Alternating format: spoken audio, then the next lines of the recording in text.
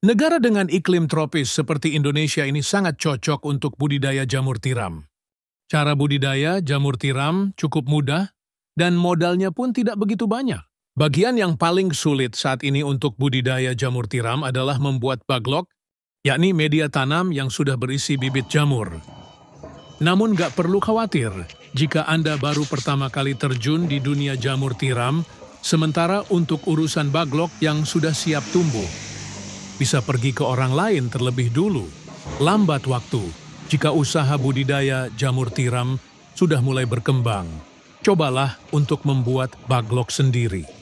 Nah, langsung saja inilah beberapa persiapan dan cara budidaya jamur tiram versi Jamur Ganteng Official. Yang pertama, menyiapkan kumbung. Kumbung ialah semacam rumah untuk jamur, yakni tempat untuk manaruk dan merawat baglok hingga tumbuh jamur siap panen. Di dalam kumbung tersebut terdapat rak yang bertingkat. Biasanya terbuat dari kayu atau bambu, dindingnya bisa menggunakan papan atau paranet. Dan pada bagian atap menggunakan genteng. Jangan menggunakan seng atau asbes yang mudah mendatangkan panas. Bagian lantai sebaiknya dibiarkan menggunakan tanah, agar saat terkena air mudah meresap. Sedangkan untuk ukuran rak, bisa Anda sesuai sendiri tergantung ukuran kumbung dan baglok yang akan dibudidaya.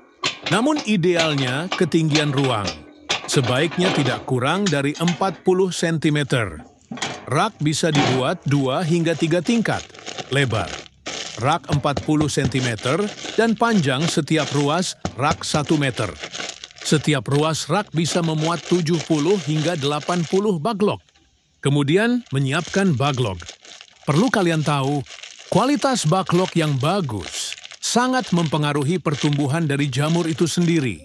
Baglok ialah media tanam untuk meletakkan bibit jamur yang terbuat dari serbuk gergaji. Serbuk kayu tersebut dimasukkan ke dalam plastik berbentuk silinder dan pada ujung plastik diberi lubang, di mana lubang tersebut nantinya jamur tiram akan tumbuh keluar.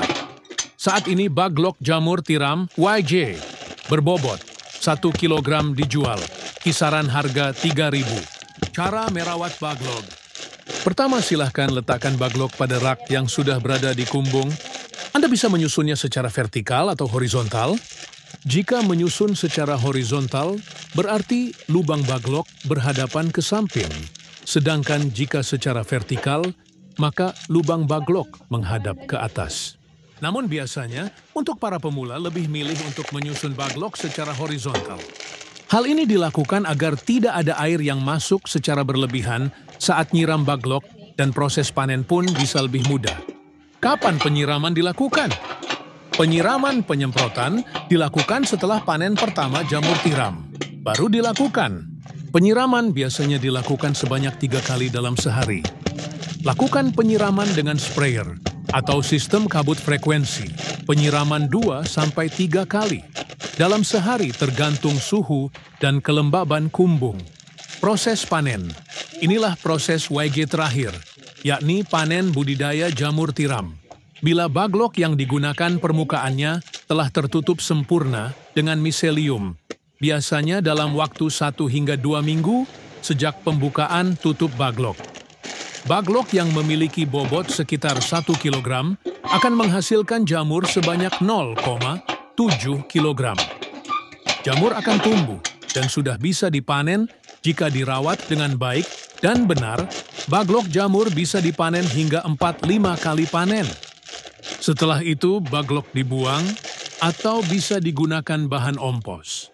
Pemanenan dilakukan terhadap jamur yang telah mekar dan membesar tepatnya bila ujung-ujungnya telah terlihat meruncing.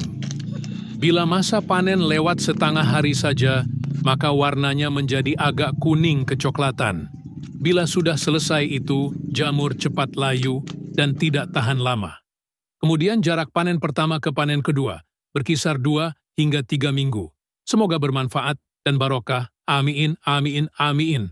Monggo YJ minat mau usaha jamur tiram, bisa diorder baglok jamur tiramnya via 108 5259 352057 atau via Shopee Yayan Mushroom, gratis, konsultasi seputar dunia perjamuran, tidak usah khawatir, takut gagal siap dibimbing sampai berhasil.